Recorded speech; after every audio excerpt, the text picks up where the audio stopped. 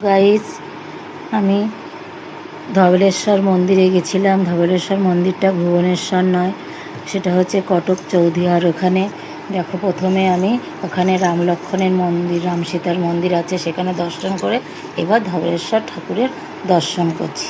দেখো সেখানে কত রকমের ঠাকুর আছে, দেখলে বি ইচ্ছা হয় না সেখান থেকে উঠে আসি।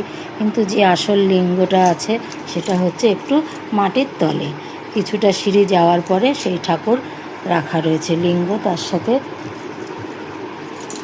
পুজো হচ্ছে মাটির তলে। সেখানে ননারা যেয়ে পূজা করছে। আমি পুরো সামনে পর্যন্ত গেছিলাম, যে সেখান থেকে দেখে ঠাকুর দর্শন করলাম, নমস্কার হলাম। নমস্কার হওয়ার পরে সেখান থেকে ইচ্ছাই হচ্ছিল না যে আসি, কি ওখান থেকে যাই। প্রায় আমরা 2-3 ঘন্টা সেখানে ছিলাম। থাকার পরে আমার দাদাবি খুব এনজয় করছিল, খুব ভালো লাগছিল ওর, খুব সুন্দর থাকছিল। Tata, bye bye.